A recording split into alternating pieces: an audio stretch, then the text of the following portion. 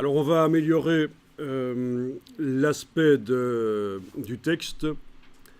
Vous allez cocher la case aperçue dans le bas de la palette des outils et vous voyez à quoi ça va ressembler quand ce sera imprimé. Alors une chose qu'on va faire ici, c'est faire en sorte que les tirets de césure et les virgules sortent un peu de la colonne. C'est ce qu'on appelle la ponctuation hors justification. La ponctuation, c'est les virgules, comme vous savez.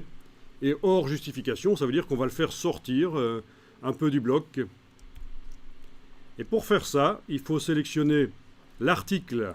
Alors, qu'est-ce que c'est un article dans InDesign? C'est un texte qui est dans un bloc. C'est ce qu'on appelle un article. Et si le bloc est chaîné avec un autre, et là je reviens en affichage normal pour faire ça, revenez aussi en affichage normal, si le texte est chaîné avec un autre, ben c'est le contenu des deux blocs. Et si on a plein de blocs chaînés, 10, 20 blocs chaînés, c'est le contenu des 20 blocs, c'est ce qu'on appelle l'article.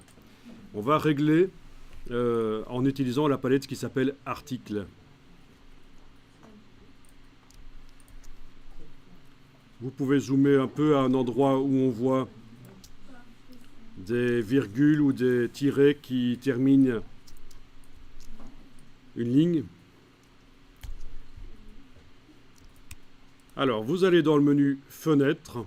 Est-ce que vous voyez une palette qui s'appelle Article au pluriel? C'est pas celle-là. Vous allez plus bas jusqu'à la ligne Texte et Tableau. Et là, vous avez une palette qui s'appelle Article au singulier. C'est celle-là qu'il nous faut. Dès que vous allez cocher l'option qui est montrée là, vous devriez remarquer que les virgules et tirets sortent de la justification, sortent de la colonne. On va regarder ça. On regarde la virgule là. J'enclenche. Voilà. Vous voyez la différence avec et sans? Est-ce que vous avez sélectionné le bloc avec la flèche noire?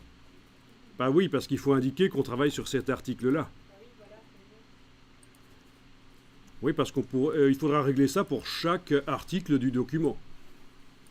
Si on a plusieurs blocs qui contiennent du texte et qui ne sont pas chaînés entre eux, je veux dire, vous voyez. Alors, encore une fois, ce genre de choses, ça a l'air ridicule. On se dit, oui, ça sert à quoi? Mais additionné à plein d'autres petits détails, ça va faire la différence entre un texte vraiment pro et un qui n'est pas pro. Vous avez certains patrons d'entreprises graphiques qui sont susceptibles d'embaucher des gens ou de faire appel à des indépendants pour des travaux. Ils font attention à ce genre de choses. C'est certain que, et là je repasse en affichage aperçu pour ne plus voir les constructions, c'est certain que le lecteur normal qui va découvrir un article comme ça ne va pas se dire « Waouh, génial, les virgules et les tirets sortent un peu de la colonne ». Ben non, personne ne va dire ça. Par contre, quelqu'un qui est dans le métier et qui va découvrir ça va dire « Tiens, waouh, il a pensé ou elle a pensé à faire sortir les virgules, à faire de la ponctuation hors justification ». C'est bien. Parce que c'est de la typographie avancée. Donc c'est un petit détail. Je peux vous garantir que les pros vont le voir. Ok, vous enregistrez le document. Et alors on va arrêter un peu de travailler sur la typographie et on va s'intéresser aux images maintenant.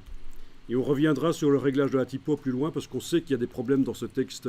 On sait qu'à certaines lignes, il y a des espaces trop grands entre les mots ou trop petits entre d'autres mots.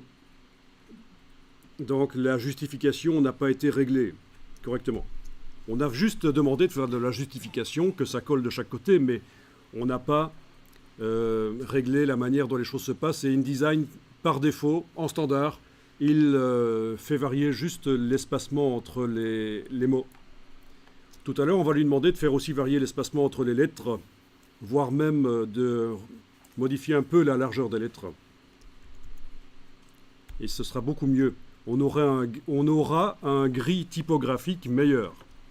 Actuellement, quand vous regardez le texte, on a des espèces de lignes blanches qu'on peut deviner, des espèces de fissures, vous voyez, ce qu'on appelle les lézardes. Et un bon texte, c'est un texte, quand on le regarde de loin, il a l'air d'être gris uni, avec très peu de lignes blanches qui apparaissent des lézardes. Vous voyez ce que je veux dire? Par exemple ici, si je pars de là et je remonte, on a toute une ligne blanche qui apparaît visuellement dans le texte. Ça ne doit pas exister. On en a encore une ici. Bon, il y en a plein. Hein. Ok, donc pour l'instant, on laisse tomber le texte. On va insérer des images. Ça va être le sujet suivant, les images ancrées. C'est-à-dire que hier, on a placé des images par-dessus le texte et elles repoussaient le texte. Ici, elles vont être sur un paragraphe dans le flux du texte. Alors, image ancrée ici, voilà, c'est ça. Les images ancrées, vous voyez, A-N-C-R-E, hein, pas E-N, c'est pas l'encre d'imprimerie, c'est comme une encre de navire. On va attacher les images dans le texte entre deux paragraphes, c'est ça que ça veut dire, les images ancrées.